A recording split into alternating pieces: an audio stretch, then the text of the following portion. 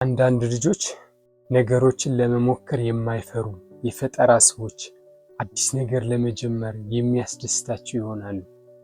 አንዳንድ ልጆች ደግሞ ነገሮችን ለመሞከር የሚፈሩ ብሳሳትስ ምን እባላለሁ ብለው የሚሰጉ ይሆናሉ። ይህ ልዩነት ያመጣው ምንድን ነው? ብዙ ጊዜ አንዱን ስኬታማ አንዱን ደግሞ ታች እንዲቀር እየተመኘ ብቻ እየፈለገ ብቻ ሳያሳካ እንዲቀር የሚያደርገው ምክንያት አንዱ ይሄ ነው።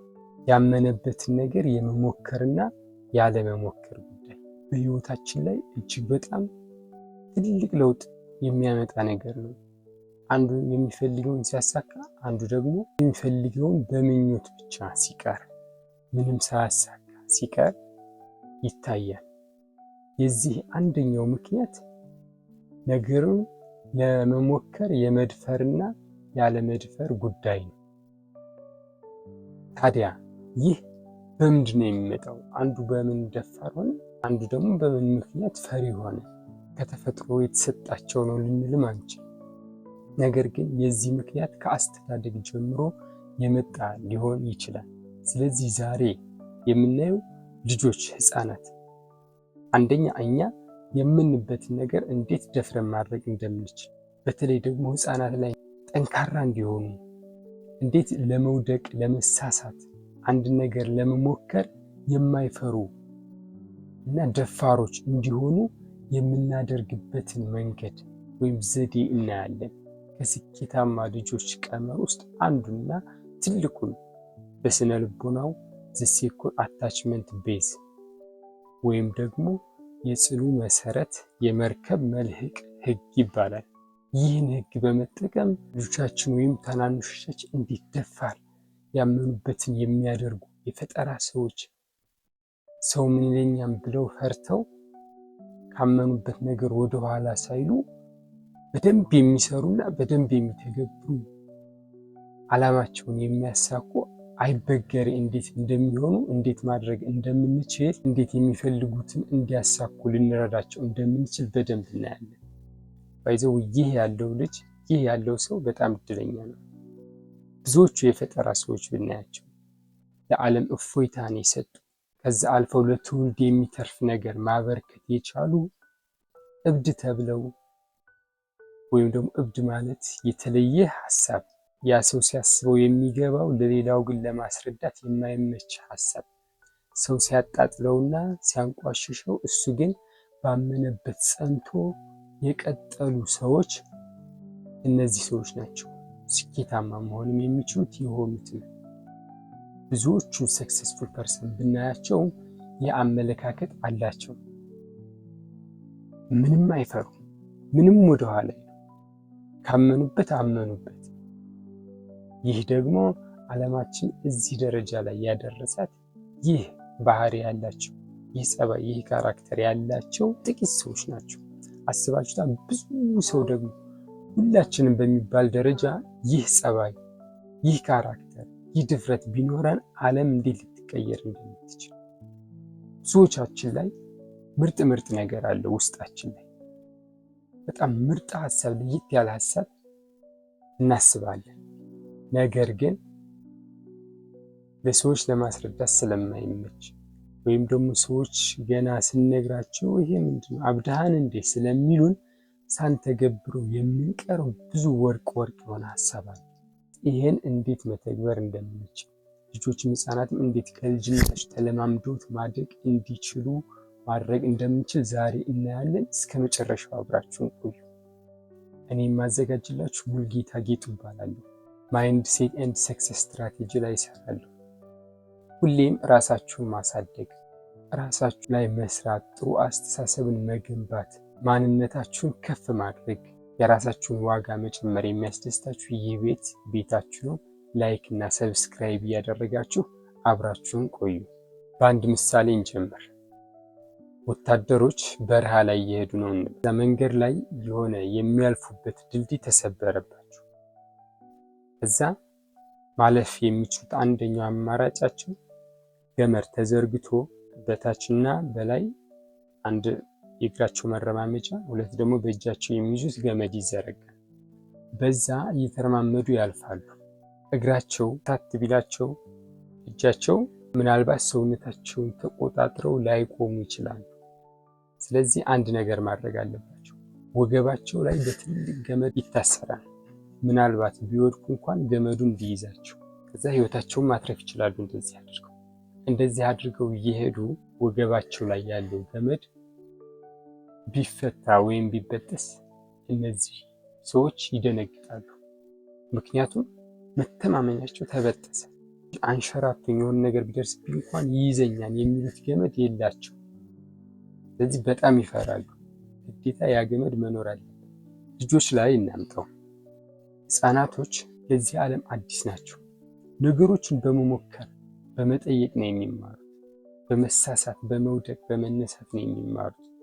ውጭ ላይ ያለው ሰው ማህበረሰቡ፣ ጎረቤት ሊሆን ይችላል፣ ሌላው ዓለም እንበለው የነሱ የሚረማመዱበት ቦታ ነው። ዋናው ማስተማመኛቸው ግን በወድቅ እንኳን እነሳለሁ ብለው የሚይዙት ገመድ ግን ቤተሰባቸው ነው። ስፔሻሊ እናት አባታቸው፣ ከዛ ታላቅ ትንሽ እያለ ይሄዳል። ግን ይህ ገመድ ቢበጠስ እነዚህ ልጆች ፈሪ ይሆናሉ። ልክ ወታደሮቹ የወገባቸው ገመድ እንደሌለ ሲያውቁ ድንግጥ ብለው ወደፊት መራመድ እንደሚከብዳቸው ሁሉ እነዚህ ልጆችም ወደፊት መራመድ ይከብዳቸዋል። እንዴት በምን መልኩ እንበል?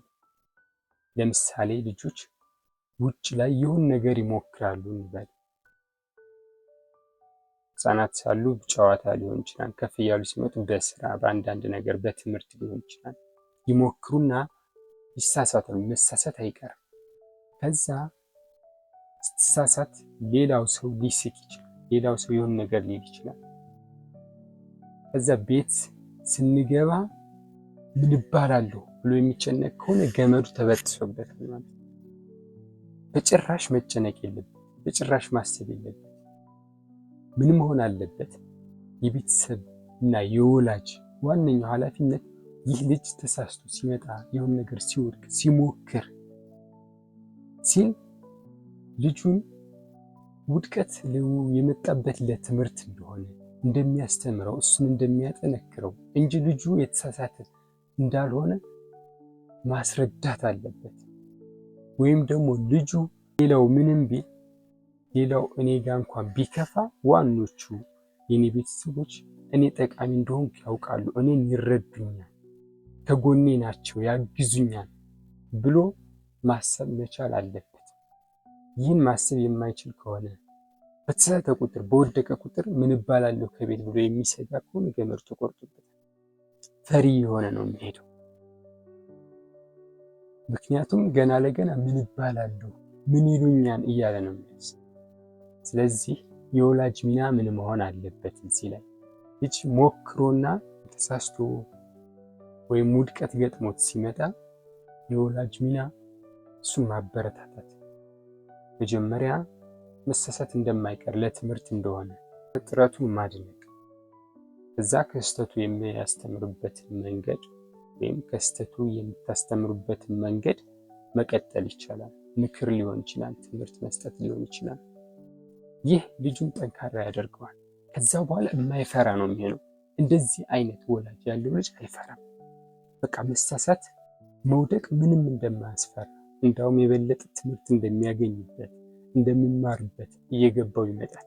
ይህን ባህሪ ያሳደገ ልጅ ነገ ጠዋት ልክ እነዛ እብድ ተብለው ወይም ደግሞ እብድ ሀሳብ ይዘው ዓለምን እንዳስደመሙት ለዓለም እፎይታ እንደሰጡት ሰዎች ይህ ልጅም መሆኑ አይቀርም። ያስበውን ወደ መተግበር ወደኋላ አይልም። ውስጡ ላይ ያለውን ያንን የሚደንቅ ሀሳብ ለማውጣት አይፈራም። ሲሳሳትም አይደንቀውም። በቃ መሳሳት ምንም አዲስ ነገር እንዳልሆነ ያውቃል። ከዛ ደጋፊ እንዳለው ደግሞ ገመዱ አለ፣ ማስተማመኛው አለ። ወድቅ እንኳን ደጋፊ አለ ብሎ ያስባል። ይህን ወላጅ ለልጁ መፍጠር አለበት።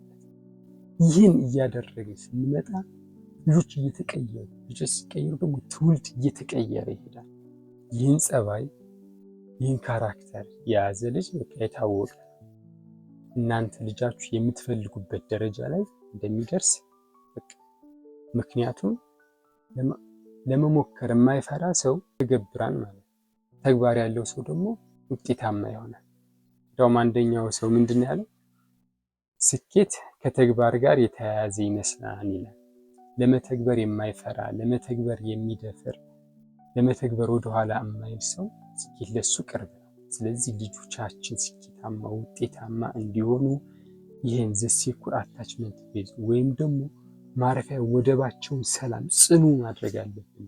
ቢሳሳቱም ባይሳሳቱም ወይም ደግሞ ጥሩ ልጆች ቢሆኑ ባይሆኑ ጥሩ ውጤት ቢያመጡም ባያመጡም የሚወደዱ የሚከበሩ ሰው በመሆናቸው ብቻ በጣም አስፈላጊና ውድ እንደሆኑ ተደርጎ መታየት አለበት።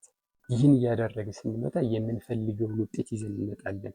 ምናልባት ይህን የምታየው ወጣት ከሆንክ የምትፍጨረጨር ወጣት ከሆንክ ምናልባት ለታናናሾች እንደዚህ በማገዝ ትላቸዋል። ራስ ላይ ደግሞ ይህን ነገር ላታገኘው ትችላለህ። ብዙዎቻችን እንደ ኢትዮጵያ በተለይ ይሄ ነገር አልተለመደም። ይህ ግንዛቤ ላይኖር ይችላል። ነገር ግን ይህ የለኝ ብሎ ተስፋ መቁረጥ ሳይሆን እንደውም የበለጠ ጠንካራ መሆን አለብን። ይህን እድል ባላገኘው ደጋፊና አይዞባይ የሚሆን የሆነ የሚተማመንበት ነገር ባይኖርም ግን ፈጣሪን ይዤ እነሳለሁ ብለህ አቅሜን በደንብ መጠቀም አለብን። ለመተግበር ለመሞከር ወደኋላ ማለት ነው። የበለጠ ስኬታማ ትሆናለህ።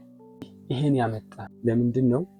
አንዳንድ የቅርባቸው ሰዎች ሲሳሳት፣ የቅርባቸው ሰዎች ሲወድቅ ለማስተማር ፈልገው ሲተች ጠንካራ የሚያደርገው ይመስላቸውና የራሳቸው ሰው ሲወድቅበት ሲቸነፍባቸው ይናደዳሉ። ማለት እንደ ቁጭት ማለት ነው። ከቅንነት የተነሳ በዚህ ንዴታቸውን የተሸነፈው ሰው ጋር ይገልጹበታል። አንተ ድሮስ እንደዚህ ልትረባ ቆይተህ እንደዚህ ልትሆን ቆይተህ እንደዚህ አታደርግም ነበር፣ እንደዚህ አትሆንም ነበረ የማለት ልማድ አለ። ይህ ከቅንነት የተነሳ ይህ ጠንካራ የሚያደርግ ግን ጠንካራ ያደርግ ልጁን ወይም ሰውየውን ፈሪ እንዲሆን ነው የሚያደርገው። በቃ አዲስ ነገር ሊሞክር ብሳሳት እንደዚህ ልባላል እንደዚህ ሊደርስብኝ አይደል የሚል ያደርገዋል። ስለዚህ ይህንን መቅረፍ፣ ለጥረቱ ማድነቅ፣ መሞከሩ ብቻ ትልቅ ነገር እንደሆነ ነገ ወዲያ ደግሞ በደንብ ሲተገብረው የበለጠ ውጤታማ እንደሚያደርገው መግለጽ። ይህን አባባል ሞር እየተለማመድነው በመጣን ቁጥር ራሳችን ሀቢት እያደረግነው በመጣን ቁጥር ራሳችን ጠንካራ ሆነን ሰዎች ደግሞ ለማበርታት በተጠቀምነው ቁጥር የበለጠ ውጤት እያመጣን እንሄዳለን። ይህን ርዕስ ዛሬ የመረጥንበት ምክንያት ሰዎችን ከመሰረቱ ችግሩን ከመሰረቱ መፍታት ስላለብን አንድ ልጅ ጥሩ እንዲሆን ውጤታማ እንዲሆን ስኬታማ እንዲሆን ከልጅነቱ መሰረቱ ማስተካከል አለብን። ማድረግ ያለብን ነገር ሀገር እንድታድግ ከፈለግ መሰረቱ ምንድን ነው፣ ምን ላይ ነው መስተካከል ያለበት የሚለውን በደንብ ስሩ ላይ እያጸዳን ለመምጣት ያህል ነው። ይህንን በማስተካከል የምንፈልገው አይነት ሰው የምንፈልገው አይነት ማንነት እየገነባን እንመጣ። ራሳችንም ላይ ሌሎችም ላይ ትትዮች ላይ ትውልዱም ላይ ይህንን እያደረግን በመምጣት የበለጠ ውጤት ማምጣት እንችላለን። እስከዚህ ድረስ ስለተከታተላችሁን ከልብ አድርጌ አመሰግናለሁ። ዛሬውኑ በመተግበር የጽኑ መሰረት የመርከብ መልህቅ ህግ የሚለውን የስነ ልቦና ሳይንስ በመተግበር የበለጠ ውጤት እንደምታመጡ አልጠራጠርም። ይህ አንድ ህግ ይመስላል፣ ይህ ቀላል ነገር ይመስላል፣ ግን አይደለም። ትልቅ ለውጥ ማምጣት የሚችል ትልቅ ለውጥ መፍጠር የሚችል መሰረታዊ የሆነ የህይወት ህግ ነው። በሌላ ጊዜ ደግሞ እንደዚህ አይነት በጣም አስፈላጊ የሆነ መሰረቱ ላይ ልናስተካክለው የምንችለው ስኬታማ ትውልድ ለመፍጠር እኛም ራሳችን ውጤታማ የሚያደርገን ሀቢት፣ ውጤታማ የሚያደርገን ካራክተር እና የህይወት ህግ ይዤላችሁ እስከምመጣ በሰላም በጽናት ቆዩ።